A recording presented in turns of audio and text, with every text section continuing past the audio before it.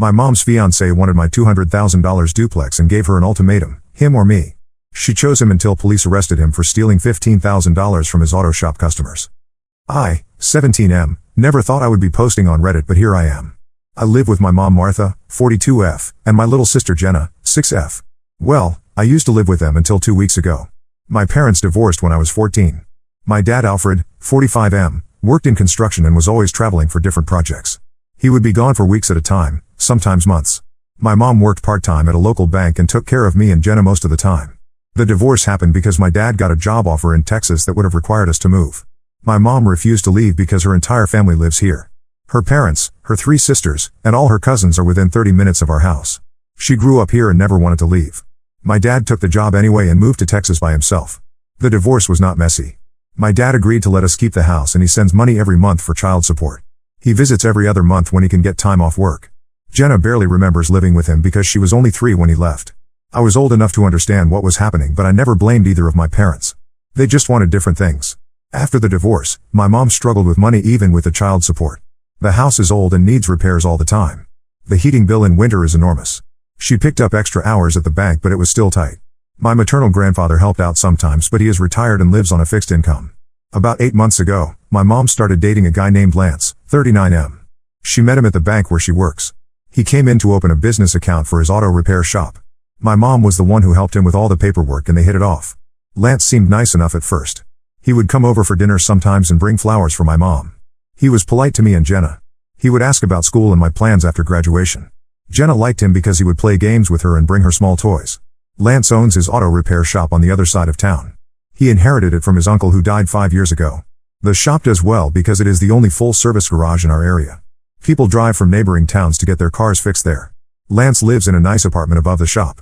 3 months ago, Lance proposed to my mom. She said yes immediately. I was surprised because they had only been dating for 5 months, but my mom seemed really happy. She started planning a small wedding for this summer.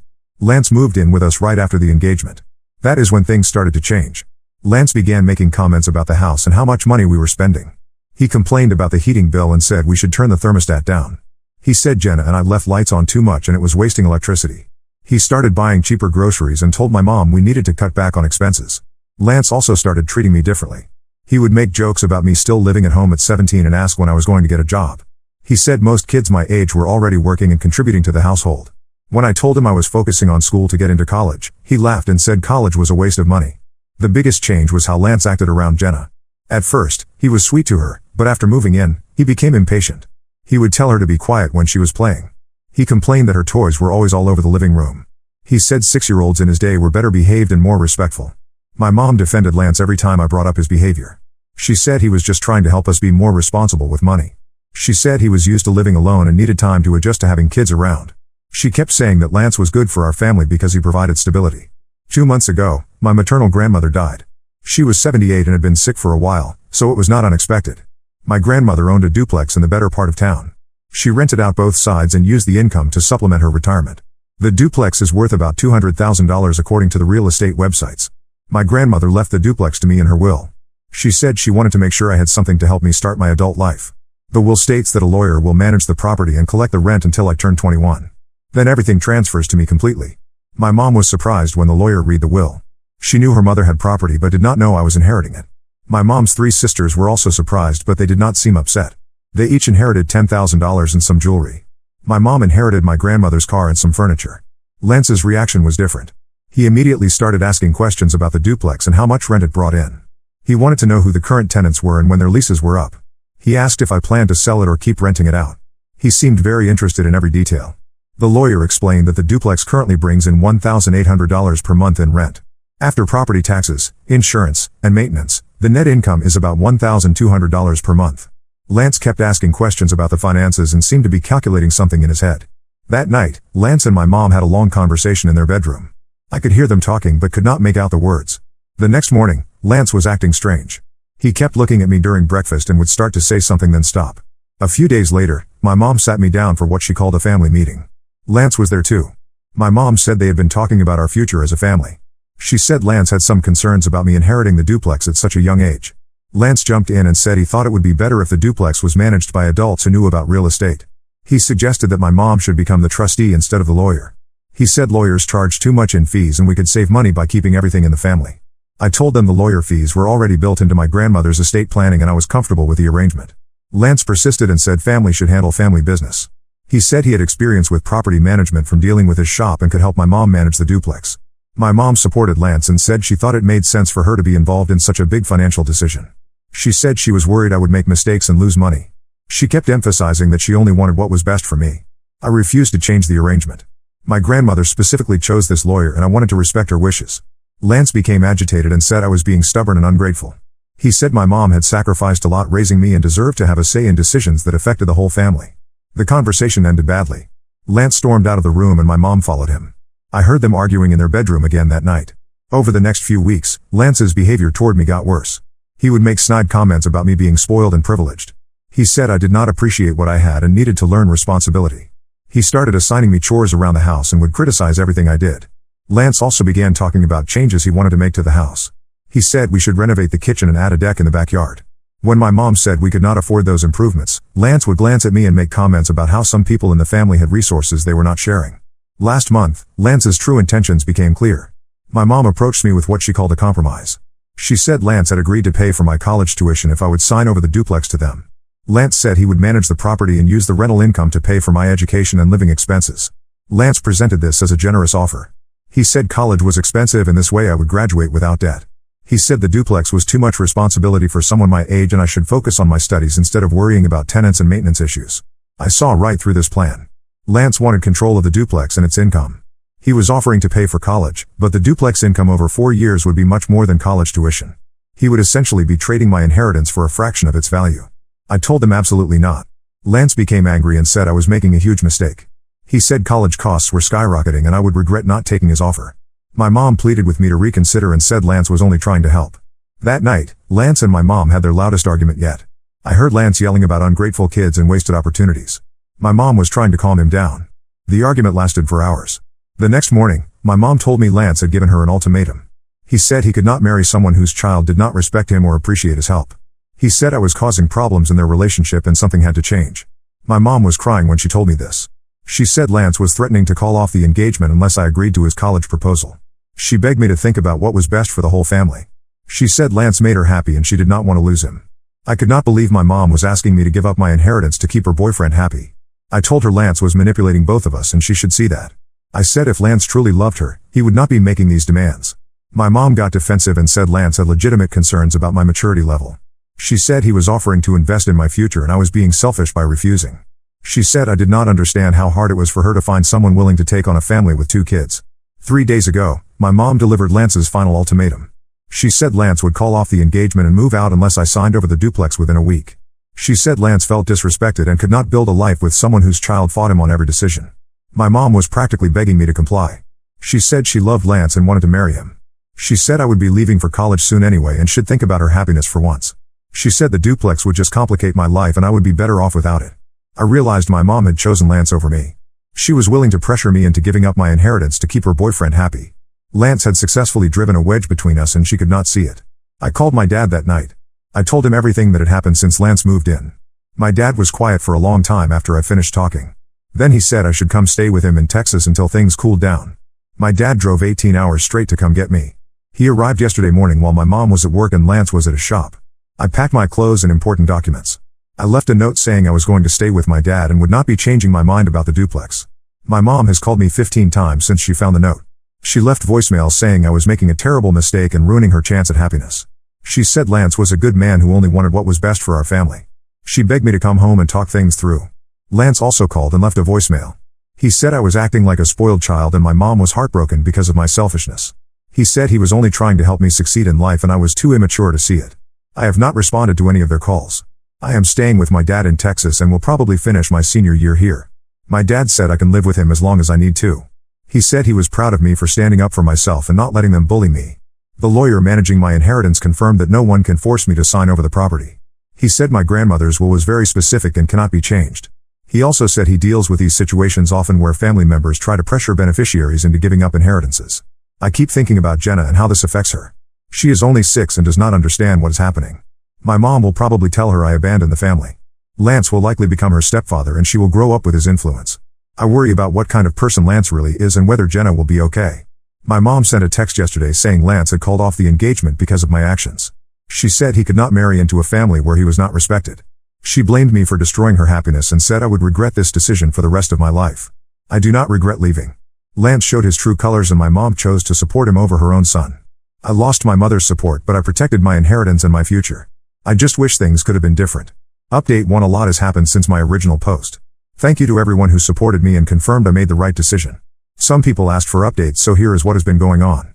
First, the situation with my mom got worse before it got better. After I left for Texas, she continued calling and texting daily. She alternated between begging me to come home and blaming me for ruining her life. She said Lance was the best thing that ever happened to our family and I destroyed it out of selfishness. Lance also continued contacting me. His messages became increasingly nasty. He called me ungrateful and said I would fail in life without his guidance. He said my dad was a deadbeat who abandoned his family and I would end up just like him. He threatened to contest my inheritance somehow, even though the lawyer already explained that was impossible. My dad finally told me to block both of their numbers. He said they were harassing me and I did not need to listen to their abuse. He was right. Once I blocked them, I could focus on adjusting to life in Texas. My dad lives in a small apartment near his construction site. It is not fancy but it is clean and quiet. He works long hours but he makes an effort to spend time with me in the evenings. We talk about school, my plans for college, and what happened back home. He listens without judging and gives good advice. I enrolled in the local high school to finish my senior year. It was difficult starting over in a new place, but the guidance counselor helped me get caught up. The teachers have been understanding about my situation. I am taking the same classes I had in Ohio, so I should graduate on schedule. My dad introduced me to some of his coworkers who have kids my age. They invited me to hang out and made me feel welcome. It is different from my old friends back home, but these kids are friendly and include me in their activities. I am adjusting better than I expected. The lawyer managing my inheritance has been checking in regularly. He said the duplex is performing well and both tenants are current on rent. He handles all the maintenance requests and property management tasks. He sends me monthly reports showing the income and expenses. Seeing those numbers reminds me why I made the right choice. 3 weeks after I left, my mom's sister Lisa called me. Lisa, 39F, is my mom's youngest sister and we always got along well. She said she needed to tell me something important about Lance that my mom did not know. Lisa works as a secretary at the courthouse in our county. Part of her job involves processing legal documents and court filings. She has access to public records for things like divorces, bankruptcies, and civil lawsuits. After Lance proposed to my mom, Lisa decided to do a background check on him. She said she always does this when family members start dating seriously because she wants to protect them. She looked up Lance's name in the court system to see if he had any legal problems. What Lisa found shocked her. Lance had been married before, not once but twice. Both marriages ended in messy divorces with his ex-wives accusing him of financial abuse. The court records showed Lance had tried to gain control of his ex-wives' assets during both marriages. Lance's first wife owned a small beauty salon when they married. During their divorce proceedings, she accused Lance of pressuring her to add his name to the business deed. When she refused, Lance became controlling and manipulative. He eventually cleaned out their joint bank account and disappeared for 2 weeks. The divorce was finalized with Lance getting nothing from the salon. Lance's second wife inherited a house from her grandmother, similar to my situation. According to the divorce documents, Lance convinced her to refinance the house and use the money to expand his auto repair business. When the marriage failed, the wife was left with a large mortgage payment and Lance kept the business improvements. She had to sell the house to pay off the debt Lance created. Lisa also discovered Lance had filed for bankruptcy 6 years ago. His auto repair shop was failing and he owed money to suppliers and creditors. The bankruptcy allowed him to keep the shop building but wiped out most of his other debts. This happened right around the time he inherited the business from his uncle. Lisa tried to warn my mom about these findings several months ago. She showed my mom the court documents and explained Lance's pattern of targeting women with assets. My mom refused to listen and accused Lisa of being jealous and trying to sabotage her relationship. My mom told Lance that Lisa had been researching his background. Lance became furious and demanded that my mom cut off contact with Lisa. He said Lisa was toxic and trying to poison my mom's mind against him. My mom chose Lance's side and stopped speaking to Lisa. Lisa called me because she was worried Lance might try to manipulate my mom into pressuring me further about the duplex. She said Lance's pattern was always the same. He would identify women with assets, charm them into relationships, then slowly gain control of their finances. When he got what he wanted or the women caught on, he would move on to the next target. Lisa also told me something else that explained Lance's sudden interest in me. Apparently, Lance had been asking my mom detailed questions about her family's finances from the very beginning. He knew about my grandmother's duplex before she died because my mom had mentioned it during one of their early dates. Lisa suspected Lance specifically targeted my mom because he knew about the potential inheritance. He had probably been planning to get control of the duplex all along. The engagement and moving in with us were just steps in his plan. This information made me sick. Lance had been manipulating my mom from the start. He did not love her or want to build a family with us. He saw us as a way to get his hands on valuable property. My mom had fallen for his act completely. I told my dad everything Lisa had shared. He was angry but not surprised. He said Lance's behavior reminded him of other scam artists he had encountered over the years. He said these people are skilled at finding vulnerable targets and exploiting their emotions. My dad suggested I call the lawyer managing my inheritance and tell him about Lance's history. The lawyer said he would make note of it in my file but assured me it did not change anything legally. He said Lance had no claim to the property no matter what he convinced my mom to believe. Lisa also told me she had tried calling my mom after Lance broke off the engagement. She wanted to provide emotional support and maybe share what she had learned about Lance's past. My mom would not take her calls and had apparently told other family members that Lisa was spreading lies about Lance. I decided to call my mom's oldest sister Janet, 44F. Janet and my mom are very close and talk almost daily. I thought maybe Janet could help my mom see the truth about Lance. Janet already knew about Lance's past. Lisa had told her months ago when she first discovered the court records. Janet had also tried to warn my mom but got the same reaction Lisa did. My mom accused Janet of being jealous and trying to ruin her happiness. Janet said my mom had been very depressed since Lance left. She was not eating properly and had been calling in sick to work. My mom blamed me for everything and refused to consider that Lance might have been using her. She kept saying Lance was a good man who only wanted what was best for our family. Janet also told me my mom had been talking about moving to Texas to be closer to me. She thought if she showed up and apologized, I might change my mind about the duplex.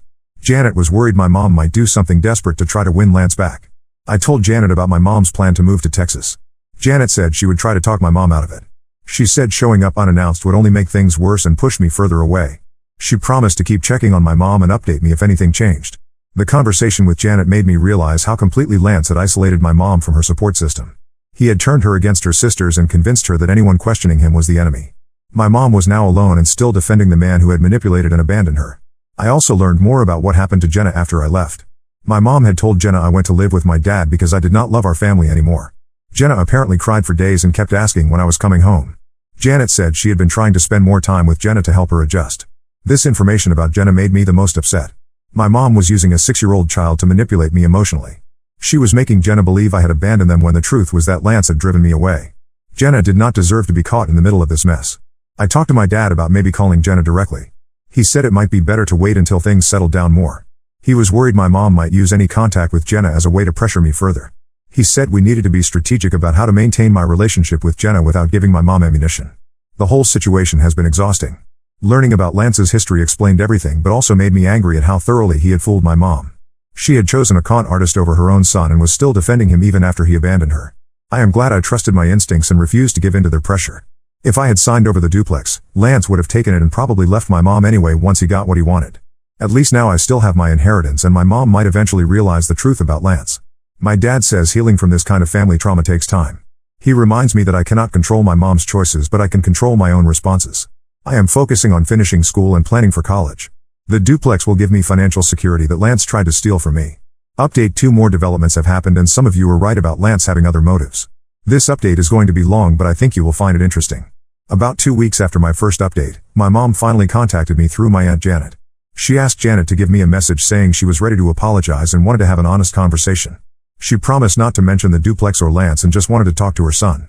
I was hesitant but my dad encouraged me to hear what she had to say. He said it might help me get closure even if it did not lead to reconciliation.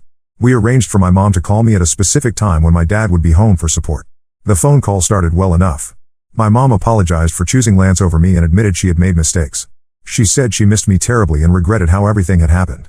She sounded genuinely remorseful and I started to think maybe we could work things out. But then my mom started talking about Lance again. She said he had contacted her a few days after their breakup and apologized for how he handled everything. According to her, Lance claimed he had been under a lot of stress with his business and had not been thinking clearly. He wanted to try again and work things out. My mom said Lance had realized he was wrong to pressure me about the duplex. He supposedly told her that he only wanted to help me succeed and had gone about it the wrong way. Lance allegedly said he would respect my decision about the inheritance if I would give him another chance to be a good stepfather. I could not believe my mom was falling for Lance's manipulation again. I told her Lance had a history of targeting women with assets and asked if she knew about his previous marriages. My mom got defensive and said people had been spreading rumors about Lance to turn her against him. When I mentioned the court records my Aunt Lisa had found, my mom claimed Lance had already explained everything. She said his ex-wives were bitter women who had tried to destroy him financially. She said Lance was the victim in both situations and had learned from those experiences. My mom then dropped a bombshell. She said Lance had proposed a new arrangement that would benefit everyone. Lance wanted to marry my mom and adopt both me and Jenna legally. In exchange, I would keep the duplex but Lance would help me manage it professionally. Lance claimed this would teach me responsibility while keeping the property in the family. I knew this was another manipulation tactic. Lance was offering to back down on the duplex to regain access to our family. Once he married my mom and gained legal standing as my stepfather, he would find other ways to pressure me. I told my mom absolutely not and that Lance could not be trusted. My mom started crying and said I was being unreasonable. She said Lance had made genuine efforts to change and I was not giving him a fair chance. She begged me to consider what was best for the whole family and think about Jenna, who missed having a father figure. The conversation ended badly with my mom hanging up when I refused to consider Lance's new proposal. I felt like I was back to square one with her still choosing Lance over me despite everything that had happened. My dad said he was proud of me for standing firm. He said Lance was clearly desperate to get back into our lives and was using my mom's emotions to manipulate the situation. He warned me that Lance would probably try other approaches if this one failed. My dad was right. 2 days later, Lance showed up at my high school in Texas. He had somehow figured out which school I was attending and waited for me in the parking lot after classes ended. When he saw me, he approached and said he needed to talk. I was shocked to see Lance in Texas and immediately felt unsafe. I told him to leave me alone and started walking toward the school building where there were other people around. Lance followed me and kept talking, saying he had driven all the way from Ohio to apologize and make things right. Lance said he understood why I was angry and that he had handled everything wrong. He claimed he really did love my mom and Jenna and wanted to be part of our family. He said the duplex did not matter to him anymore and he just wanted a chance to prove he could be a good stepfather. I told Lance I knew about his previous marriages and his pattern of targeting women with assets. Lance got angry and said people had been filling my head with lies about him. He said his ex-wives were vindictive and had spread false information to hurt his reputation. Lance then tried a different approach. He said my mom was heartbroken and barely functioning since I left. He claimed she was not eating or sleeping properly and had been missing work. He said Jenna was asking about me constantly and did not understand why her big brother had abandoned her. Lance said he would do anything to reunite our family, including signing legal documents promising never to interfere with my inheritance. He pulled out a handwritten note supposedly from Jenna asking me to come home. The note looked like a 6-year-old had written it, but something about it seemed fake.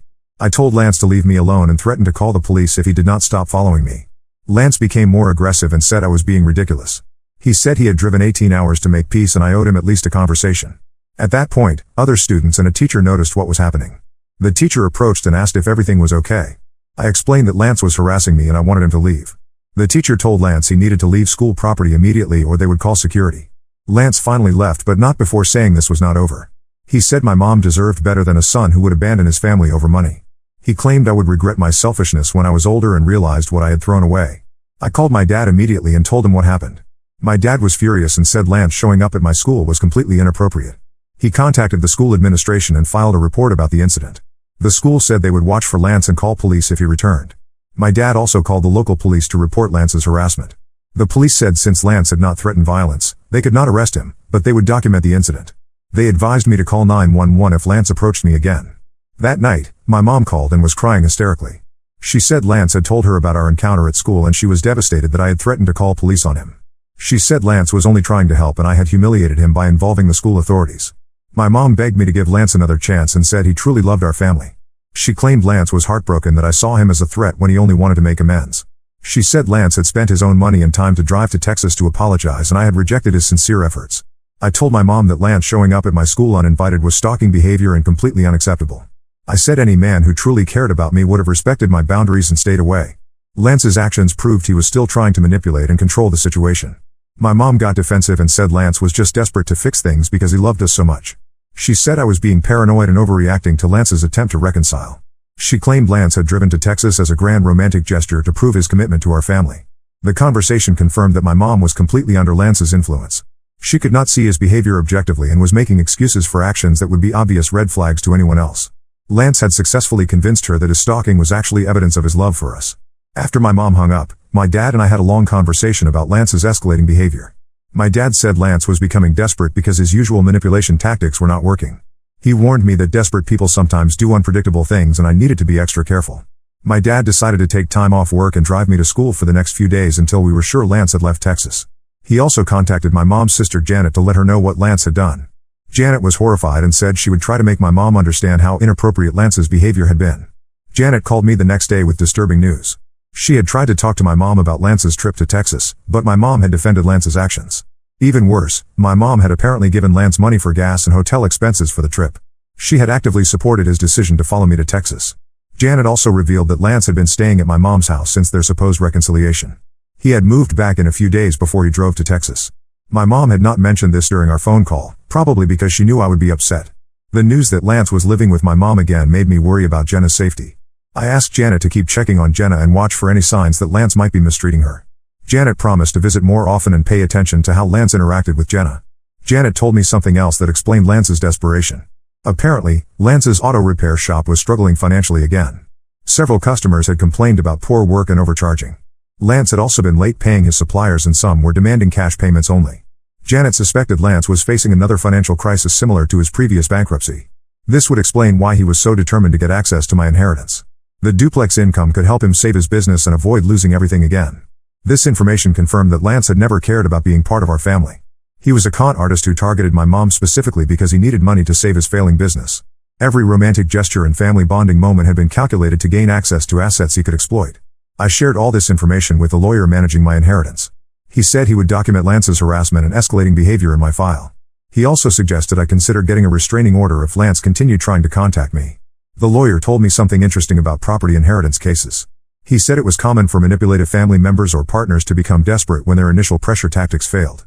He had seen cases where people traveled across the country to harass beneficiaries or even hired private investigators to find them. The lawyer assured me that no amount of pressure or harassment could force me to give up my inheritance. He said my grandmother had specifically structured the will to protect me from exactly this type of situation. The property was legally mine and no one could change that. I am staying vigilant and following my dad's advice about safety precautions. I have blocked Lance's number and all his social media accounts. I carry my phone at all times and have campus security programmed as a speed dial number. My dad says we will reassess the situation in a few weeks to see if Lance gives up and goes back to Ohio. If Lance continues stalking me or shows up in Texas again, we will pursue legal action including restraining orders and harassment charges. The hardest part is knowing that my mom is still supporting Lance despite his increasingly inappropriate behavior. She has chosen a con artist over her own son's safety and well-being. I am starting to accept that my mom might never come to her senses about Lance. Final update. This will be my final update because the situation has reached a conclusion of sorts. Thank you to everyone who has followed my story and offered support. Some of you predicted exactly how things would unfold. Lance did not give up after his trip to Texas. 3 weeks after the school incident, he started creating fake social media accounts to contact me. He would send friend requests using different names and photos, then message me once I accepted. The messages were always the same: apologies, promises to change, and pleas for me to give him another chance. I figured out Lance's pattern quickly and stopped accepting friend requests from people I did not recognize. Lance then started commenting on my public posts using fake accounts. He would leave long comments about family forgiveness and second chances, clearly intended for me to read. My dad helped me make all my social media accounts private and report Lance's fake profiles to the platforms. Most of the accounts got deleted for violating terms of service, but Lance kept creating new ones. It became a constant game of blocking and reporting. Lance also started sending letters to my dad's apartment. The letters were addressed to me and contained the same basic message as his social media attempts. Lance claimed he was reformed and desperately wanted to make amends. He said my mom was suffering because of our estrangement and Jenna needed her big brother to come home. The letters escalated over time. Lance started including photos of Jenna looking sad and handwritten notes supposedly from her begging me to visit. He sent copies of bills showing my mom's financial struggle since I left. Lance claimed my mom was working extra shifts to make ends meet without my help around the house. My dad and I took the letters to the police. The officer said the letters were not technically threatening but could be considered harassment since I had clearly asked Lance to stop contacting me. He said we could file for a restraining order if Lance continued or if the messages became more threatening. 2 weeks ago, everything came to a head. My Aunt Janet called with news that changed everything. She said Lance had been arrested for stealing money from his auto repair shop customers. Apparently, Lance had been taking payment from customers for major repairs, then doing minimal work or using cheap knockoff parts while charging for premium services. Several customers had complained to the Better Business Bureau and eventually filed police reports. The investigation revealed Lance had stolen over $15,000 from customers over the past 6 months. He had been using the money to pay personal expenses and keep his failing business afloat. Some customers had paid for transmission repairs that were never done, while others received used parts but were charged for new ones. The police also discovered Lance had been forging invoices and creating fake receipts to cover his tracks. When customers complained about their cars still having problems after expensive repairs, Lance would claim they needed additional work and charge them more money. Lance was charged with multiple counts of theft and fraud. His bail was set at $25,000, which he could not afford. The auto repair shop was immediately shut down pending the criminal investigation. All of Lance's business assets were frozen by the court. Janet said my mom was devastated when she learned about Lance's arrest. She had no idea Lance was stealing from customers and had believed his claims about business difficulties being due to economic factors beyond his control. My mom finally started to see Lance's true character when the police interviewed her as part of their investigation. They asked about Lance's finances and living situation. My mom learned that Lance had been lying about almost everything regarding his business and personal history. The police showed my mom evidence of Lance's fraudulent activities, including fake invoices and altered bank records. They also informed her about Lance's previous bankruptcies and divorces, which Lance had never mentioned. My mom realized Lance had been deceiving her from the beginning. Janet said my mom broke down completely when she understood how thoroughly Lance had manipulated her. She admitted to Janet that Lance had been pressuring her to take out a loan against the house to help with his business expenses. My mom had been seriously considering it before Lance's arrest. My mom also confessed that Lance had been asking detailed questions about my inheritance from the very beginning of their relationship. She realized Lance had targeted her specifically because he knew about my grandmother's property. Everything Lance had done was calculated to gain access to our family's assets. The revelation about Lance's criminal behavior finally broke my mom's psychological hold over him. She saw that everyone who had tried to warn her about Lance had been right. She had nearly destroyed her relationship with her son to protect a man who was actively stealing from innocent people. My mom called me 2 days after Lance's arrest. She was crying and could barely speak coherently. She apologized repeatedly and said she had been blind to Lance's true nature. She admitted she had chosen Lance over me and had been completely wrong. My mom explained that Lance had been very skilled at manipulation and had gradually isolated her from family members who questioned him. He had convinced her that people were jealous of their relationship and trying to sabotage her happiness. She had believed Lance's lies about his ex-wives and business problems. My mom also revealed that Lance had been financially abusing her during their relationship. He had convinced her to put his name on her bank account and had been using her money for personal expenses. Lance had told her this was normal for engaged couples and showed his commitment to their future together.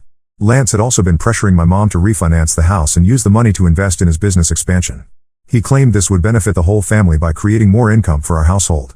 My mom now realized Lance was planning to steal her house equity just like he had done to his second ex-wife. My mom begged me to forgive her and asked if I would consider coming home for a visit. She said she understood if I could never trust her again but hoped we could eventually rebuild our relationship. She promised Lance was completely out of our lives and would never have contact with our family again. I told my mom I appreciated her apology but needed time to process everything that had happened. I said I was glad she finally saw Lance's true character but was still hurt by how she had treated me. I agreed to think about visiting but made no promises about timing. My dad encouraged me to maintain contact with my mom while being cautious about getting pulled back into drama. He said my mom had been victimized by Lance too, even though her choices had hurt me. He reminded me that forgiveness was a process and I should take as much time as I needed. I decided to start with phone calls and see how things went. My mom and I have been talking once a week for the past month. She gives me updates about Lance's legal case and her efforts to rebuild her finances. She also talks about Jenna and how she is adjusting to Lance's absence. Jenna is doing better now that Lance is gone. My mom said Jenna had been afraid of Lance toward the end because he would yell at her for normal kid behavior. Lance had been getting increasingly irritable and taking his stress out on everyone in the house. My mom enrolled Jenna in counseling to help her process the confusing situation with Lance. The counselor said Jenna was showing signs of relief that Lance was no longer around. Jenna had been walking on eggshells trying not to upset Lance and can now just be a normal 6-year-old again. Lance's criminal trial is scheduled for next month. The prosecutor expects him to plead guilty in exchange for a reduced sentence. Lance will likely serve 2 to 3 years in prison and will have to pay restitution to his victims. His auto repair shop will be sold to help cover the money he stole. My mom's financial situation is stable now that Lance is not draining her resources. She discovered Lance had taken nearly $3,000 from her account over the past few months for personal expenses he had hidden from her. The bank is helping her pursue recovery of those funds as part of Lance's restitution. My mom also found out Lance had been intercepting some of her mail, including bank statements and credit card offers. He had been monitoring her finances much more closely than she realized. Lance had even applied for a credit card in her name without her knowledge, though the application was denied. The experience with Lance taught my mom important lessons about financial boundaries and protecting herself from manipulation. She closed the joint bank account and changed all her passwords. She also asked her sisters to help her watch for warning signs if she ever dates again in the future. I am finishing my senior year in Texas and will graduate on schedule. I have been accepted to several colleges and am planning to use income from the duplex to pay for my education. The property continues to perform well under the lawyer's management and will provide me with financial security throughout college. My relationship with my mom is slowly improving but will take time to fully heal. I plan to visit Ohio this summer to see Jenna and spend time with my extended family. I may consider moving back to Ohio for college if my mom and I can rebuild enough trust. My dad has been incredible throughout this whole experience. He took me in without hesitation and supported me through Lance's harassment campaign. He helped me see that I made the right choice by protecting my inheritance and standing up for myself. The duplex my grandmother left me represents more than just money. It represents her belief in my future and her desire to help me succeed. Lance tried to steal that gift and use it for his own selfish purposes. I am grateful I had the strength to resist his manipulation and preserve my grandmother's legacy. This experience taught me that family relationships are complicated and sometimes people we love make terrible choices. My mom chose Lance over me, but she was also a victim of his manipulation. Lance was skilled at finding vulnerable people and exploiting their emotions for financial gain. I learned to trust my instincts when something feels wrong, even if other people try to convince me otherwise. Lance's behavior toward me was inappropriate from the beginning, and I was right to resist his attempts to control my inheritance. Standing up for myself was difficult but ultimately necessary. To anyone dealing with similar family manipulation, I want to say that you have the right to protect yourself and your assets. Do not let anyone pressure you into giving up something that belongs to you, especially if they use emotional manipulation or threats. Trust your instincts and seek support from people who have your best interests at heart. My mom and I may never have the same relationship we had before Lance, but we are working towards something healthier. Jenna will grow up knowing she has a big brother who loves her and will always be there for her. My dad and I have grown closer through this experience and I am grateful for his wisdom and support. Lance is facing the consequences of his criminal behavior and will not be able to hurt other families for several years. My mom is stronger and wiser now and less likely to fall for future manipulation. Jenna is safe and can focus on being a kid without walking on eggshells around an unstable adult. I kept my inheritance intact and will use it to build a successful future for myself. My grandmother would be proud that I stood up for myself and protected the gift she wanted me to have. Lance failed in his attempt to steal from our family and is now facing justice for his crimes against multiple victims. This whole experience was painful but taught me valuable lessons about family, trust, and standing up for what is right. I am looking forward to college and building an adult life based on the strong foundation my grandmother provided through her generous gift. Now let's move to the next story. Story 2. My sister married my abusive ex-boyfriend and I had to move to a new city because they wouldn't stop harassing me. I, 26F, never thought I'd be in this situation.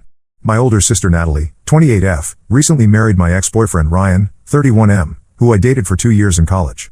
Our relationship was toxic and abusive, but I didn't realize how bad it was until after we broke up. Growing up, Natalie and I were inseparable despite our 2-year age gap. We shared a room, clothes, and secrets. Our parents, both busy lawyers, often worked long hours, so we relied on each other for companionship. We'd spend hours playing make-believe in our backyard, creating elaborate fantasy worlds where we were princesses or spies. As we got older, our bond remained strong. We'd stay up late talking about boys, our dreams for the future, and our fears. Natalie was always the more outgoing one, while I was shyer and more reserved. She'd encourage me to come out of my shell and would always stick up for me if anyone tried to bully me at school. When Natalie left for college, it was hard being apart for the first time. We'd call each other every day and I'd visit her on weekends whenever I could. She'd tell me all about college life and I couldn't wait to join her. When it was finally my turn to go to college 2 years later, I was thrilled to be reunited with my sister. We'd always talked about going to the same school and now our dream was coming true. It was during my freshman year that I met Ryan. He was a junior and seemed so mature and worldly to my 18-year-old self. We met at a party Natalie had brought me to. She was friends with Ryan's roommate and introduced us. Ryan was charming and attentive, making me feel special in a way no guy ever had before. He asked for my number that night and we started texting constantly. Our first date was magical. Ryan took me to a fancy restaurant off campus, somewhere I'd never have been able to afford on my own. He ordered wine for us both, even though I was underage, making me feel sophisticated and grown up. We talked for hours about our families, our dreams, our favorite books and movies. It felt like we had everything in common. Things moved quickly after that. Within a few weeks, we were officially a couple. I was head over heels in love for the first time. Ryan would surprise me with flowers and little gifts. He'd leave sweet notes in my textbooks for me to find during class. He always wanted to spend time with me, which I found flattering. Looking back, I can see the red flags that were there from the beginning. Ryan would get jealous if I talked to other guys, even just classmates working on group projects. He'd question me about my male friends and suggest I shouldn't hang out with them anymore. He'd make comments about my clothes, saying certain outfits were too revealing and I should change. But at the time, I thought he was just being protective and that it meant he really cared about me. As the months went by, Ryan's controlling behavior escalated. He'd get angry if I didn't answer his calls or texts right away. He started showing up unannounced at my dorm room or the library where I was studying. He'd accuse me of cheating if I was even a few minutes late meeting him somewhere. I started walking on eggshells around him, afraid of setting off his temper. I confided in Natalie about some of Ryan's behavior, but I downplayed how bad it was.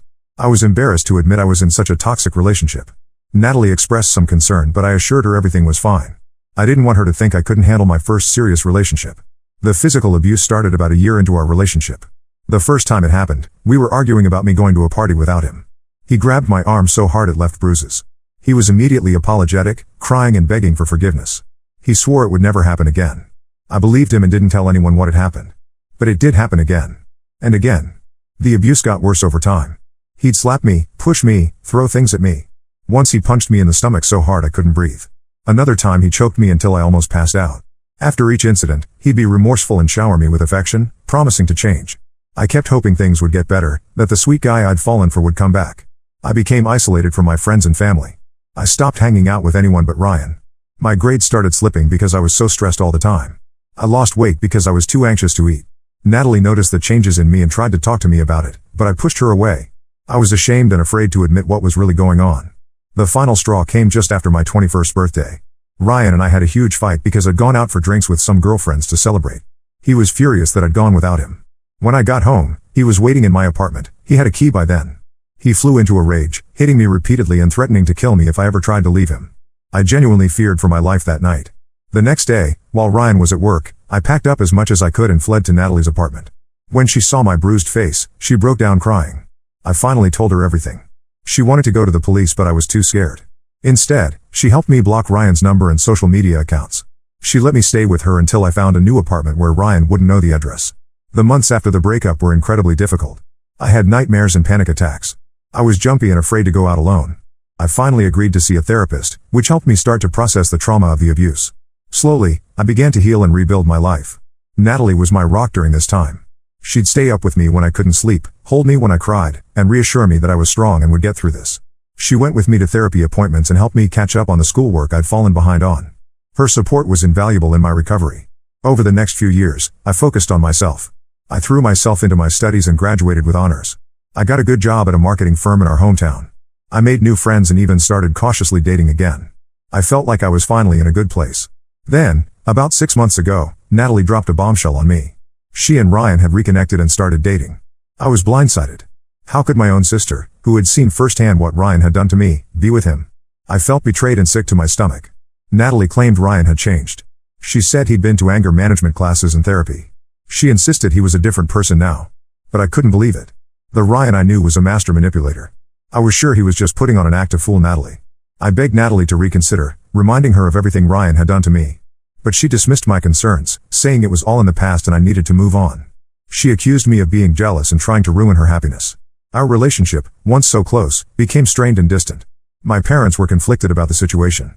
They didn't approve of Natalie dating Ryan, knowing what he'd done to me, but they also didn't want to alienate their older daughter. They tried to stay neutral at first, which just made me feel unsupported and alone. Things escalated quickly. Within a few months, Natalie and Ryan were engaged. They planned a whirlwind wedding, seeming eager to make things official before anyone could talk them out of it. I told my family I wouldn't attend the wedding. I couldn't bear to watch my sister marry my abuser. Natalie was furious, accusing me of trying to ruin her special day. My parents finally took a stand and said they wouldn't go either if I wasn't welcome. The wedding was last month. Since then, Natalie, Ryan, and Ryan's family have been harassing me nonstop. They've been spreading vicious lies about me to our extended family and mutual friends. They're claiming I'm mentally unstable and that I made up the abuse allegations out of jealousy. Ryan's mother even called my workplace, trying to get me fired by claiming I was an unstable drug addict, which is completely false. I've blocked them on every platform I can think of, but they keep creating new accounts to contact me. They show up at my apartment unannounced, pounding on the door and yelling. Ryan has threatened to expose me by releasing private photos or videos from when we dated. I'm not sure if he actually has anything or if he's bluffing, but the threat alone is terrifying. I'm at my wit's end dealing with their harassment. I'm considering getting a restraining order, but I'm not sure if it will make things better or worse. I just want them out of my life for good. The stress is affecting my work and my health. I've started having panic attacks again, something I haven't experienced in years. I feel like I'm living a nightmare. The person who was once my best friend in the world is now married to the man who abused me, and they're both seemingly intent on destroying my life. I don't know how to make it stop. Update 1. It's been about a month since my last post and unfortunately things have only escalated with Natalie and Ryan's harassment. After careful consideration and discussion with my therapist, I decided to file for a temporary restraining order against both Natalie and Ryan 2 weeks ago. I had compiled extensive documentation of their harassment, screenshots of their constant messages and emails, security camera footage of them showing up uninvited at my home and workplace, and recordings of threatening voicemails. The judge reviewed the evidence and granted the temporary order. We have a hearing scheduled next month to determine if it will be made permanent.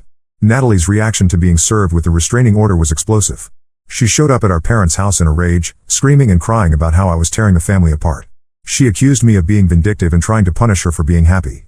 Our parents, who have become much more supportive of me in recent weeks, stood firm. They told Natalie that she had brought this on herself by choosing Ryan over her own sister. Ryan's response was even more disturbing. He started leaving threatening voicemails for me at work, blatantly violating the restraining order. In one particularly chilling message, he said he was going to make me pay for trying to keep him away from his wife. He said I would regret crossing him and that he knew people who could take care of me if he wanted. I immediately reported these messages to the police. The day after I reported the voicemails, I woke up to find my car had been vandalized overnight. All 4 tires were slashed and the word liar was keyed into the driver's side door. While I can't prove it was Ryan, the timing seems far too coincidental. I filed another police report and had to get my car towed to a repair shop. My workplace has been incredibly supportive through all of this. After Ryan's mother tried to get me fired with her false accusations, my boss sat down with me to discuss the situation. I was honest about everything that had happened, showing him the restraining order and police reports. He assured me that my job was secure and that the company would support me however they could. They've since implemented tighter security measures. No non-employees are allowed into the building without an escort. My desk has been moved to a more secure area away from windows and doors. They've allowed me to work from home as much as possible to minimize the risk of Ryan or Natalie showing up at the office. The stress of the situation has been taking a toll on my mental health. I've started seeing my therapist twice a week to help cope with the anxiety and renewed PTSD symptoms. Having to relive the trauma of my abusive relationship with Ryan in order to document everything for the restraining order has brought up a lot of painful memories I thought I dealt with. I've been having nightmares again, waking up in a cold sweat thinking Ryan is in my room. I'm jumpy and paranoid, constantly looking over my shoulder when I'm out in public. I've lost weight because my appetite is gone and I can barely sleep. It feels like I'm right back where I was when I first left Ryan, undoing years of healing and progress. The one bright spot in all of this has been the unwavering support of my parents and friends. After initially trying to stay neutral, my parents have now fully taken my side. They've made it clear to Natalie that they don't approve of her choices and won't have a relationship with her as long as she's with Ryan. My mom has been staying with me most nights so I'm not alone. Having her there has been a huge comfort. My friends have rallied around me as well. They take turns driving me to work since I'm without a car at the moment. They come over to keep me company in the evenings and make sure I'm eating.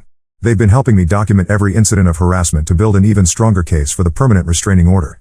I'm trying to stay hopeful that the hearing next month will result in a long-term order that will finally put an end to Natalie and Ryan's campaign of terror. But I'm also realistic about the fact that they may continue to escalate. Ryan has shown he has no respect for the law or for my boundaries. I'm taking every precaution I can to stay safe, but I'm constantly on edge waiting for their next move. Part of me still can't believe this is my reality. That my own sister, who I was once so close to, could betray me like this. That she could watch me suffer 3 years of abuse and then turn around and marry my abuser. There are moments when I'm overwhelmed by grief for the relationship we once had and the sister I've lost. But then I remind myself that the Natalie I knew and loved is gone. The person she's become, someone who would deliberately inflict pain on her own sister, is a stranger to me. As much as it hurts, I know I'm better off without her in my life. I have to focus on protecting myself now. I'm trying to take things one day at a time and not let fear consume me. I'm throwing myself into my work when I can focus, trying to maintain some sense of normalcy. I'm leaning on my support system and trying to practice the coping skills I've learned in therapy. It's a daily struggle, but I'm determined not to let Ryan and Natalie destroy everything I've worked so hard to build. Update 2. It's been about 2 months since my last update. The hearing for the permanent restraining order was last week. I'm relieved to say it was granted against both Natalie and Ryan for 1 year. In the weeks leading up to the hearing, Natalie and Ryan's harassment campaign kicked into high gear. They seemed determined to discredit me and paint themselves as the victims before we got to court. They created a website filled with lies about me, claiming I was actually the abusive one in the relationship with Ryan. They said I was emotionally unstable and had a history of making false accusations against men. They even dug up and twisted stories from our childhood, claiming I'd always been jealous of Natalie and was now trying to destroy her marriage out of spite. They sent the link to this website to our entire extended family, all our mutual friends from college, and even my coworkers. While most people saw through their lies, it was still humiliating to have my personal business spread around like that. Some distant relatives and old acquaintances who didn't know the full story started reaching out, asking if I was okay or expressing concern about my mental health. It was exhausting having to constantly defend myself and rehash the painful details of my past. The day before the hearing, I received an anonymous email with several old intimate photos of me attached. The message threatened to release them publicly if I went through with the restraining order. I was shaken but decided not to let their blackmail attempt stop me from protecting myself. I forwarded the email to my lawyer to add to our evidence for the hearing. At the courthouse, I was a nervous wreck. Seeing Ryan again in person for the first time in years made me feel physically ill. He and Natalie tried to approach me in the hallway before the hearing began, but thankfully my lawyer intercepted them. Once we were before the judge, I presented all the evidence of their harassment, the threatening messages, the keyed car, the defamatory website, and the blackmail attempt with the photos. My therapist testified about the PTSD symptoms I've been experiencing as a result of their actions. My boss spoke about the disruption to my work and the security measures they've had to implement. Ryan tried to claim it was all a misunderstanding and that he just wanted to clear the air with me. He said he and Natalie were worried about me and just wanted to make amends. He painted himself as a changed man who had worked hard to overcome his past mistakes. Natalie backed him up, saying I was blowing everything out of proportion because I couldn't accept their relationship. Thankfully, the judge saw right through their act. She noted that their actions went far beyond any attempts at reconciliation and constituted a clear pattern of harassment and intimidation. She granted the restraining order and sternly warned Ryan and Natalie that any further contact or retaliation would result in criminal charges. I felt a huge wave of relief leaving the courthouse. For the first time in months, I felt like I could breathe easier knowing I had legal protection from their abuse. But I also knew this was likely just the beginning of a long road ahead. Unfortunately, my relationship with Natalie seems permanently destroyed. As we left the courthouse, she screamed at me in the parking lot that I was dead to her and she never wanted to see me again. As painful as it is, I think a permanent estrangement may be for the best. I don't recognize the person my sister has become. My parents are devastated at the situation but continue to support me fully. They've made it clear to Natalie that they won't have a relationship with her as long as she's with Ryan. It's tearing them apart to be estranged from their older daughter, but they understand the need to protect me. I'm focusing now on healing and moving forward with my life. I'm looking into moving to a new apartment where Natalie and Ryan don't know the address. I'm also considering accepting a job transfer to a different city to get a fresh start somewhere they can't find me easily. It's been a hellish few months, but I finally feel like I'm coming out the other side stronger. I'm proud of myself for standing up to my abuser and not letting him or my sister bully me into silence. I know the road ahead won't be easy, but I'm determined to reclaim my life and find happiness again. Update 3. It's been about 6 weeks since the restraining order was granted and things have finally started to calm down. Natalie and Ryan seem to have given up on harassing me, at least for now. I haven't heard from either of them since the day of the hearing. After a lot of consideration, I decided to accept the job transfer I was offered. I moved to a new city about 3 hours away last week. It was bittersweet leaving my hometown, but I already feel so much safer and more at peace here. I'm in an apartment building with good security and I've been careful not to post anything about my new location on social media. The company I work for has been incredibly supportive through this whole ordeal. They're letting me work remotely most of the time and have implemented extra security measures for when I do go into the office. My new team has been welcoming and it feels good to throw myself into work without constantly looking over my shoulder. I'm slowly settling into my new apartment and trying to make it feel like home. I've joined a support group for domestic violence survivors, which has been really healing. It helps to talk to others who understand what I've been through. I'm making an effort to get out and explore my new city, trying to push past the anxiety and reclaim my independence. My parents came to visit last weekend to help me unpack. It was emotional saying goodbye to them, knowing I won't see them as often now. But they agree this move is what's best for my safety and mental health. They've promised to visit often and we've set up weekly video chats to stay connected. They updated me on the situation with Natalie. Apparently she showed up at their house a couple weeks ago in tears, saying Ryan had hit her during an argument. They tried to convince her to leave him, but she made excuses for his behavior and went back to him the next day. It breaks my heart to know she's now trapped in the same abusive cycle I was. I hope someday she finds the strength to leave him. But I know I can't be the one to help her. I need to protect myself first. I'm cautiously optimistic about this new chapter in my life. For the first time in months, I'm excited about the future instead of living in constant anxiety and fear. I know there may still be tough times ahead, but I feel stronger and more capable of handling whatever comes my way. I'm working on rebuilding my support network here. I've reconnected with an old college friend who lives nearby and she's been showing me around the city. I'm looking into joining some hobby groups to meet new people. My therapist helped me find a new counselor here to continue my treatment. There are still moments when I'm overwhelmed by everything that's happened. I have days where I miss my old life and the close relationship I used to have with Natalie. But then I remind myself of how far I've come and how much healthier and happier I am now. I'm focusing on self-care and rediscovering the things that bring me joy. I've started painting again, something I loved in college but gave up during my relationship with Ryan. I'm taking a yoga class and learning to cook new recipes. Small steps, but they help me feel like I'm reclaiming pieces of myself. I know this journey isn't over. I'll likely be dealing with the aftermath of the abuse and the fallout with my sister for years to come. But for the first time in a long time, I feel hopeful about the future. I'm proud of myself for being strong enough to leave, to stand up for myself, and to start over. Thank you to everyone who has supported me through this nightmare. Your kindness and encouragement helped me find the strength to stand up for myself and reclaim my life. I'm eternally grateful and I hope my story can help others who might be in similar situations. If you're in an abusive relationship, please know that you're not alone and that there is hope for a better future.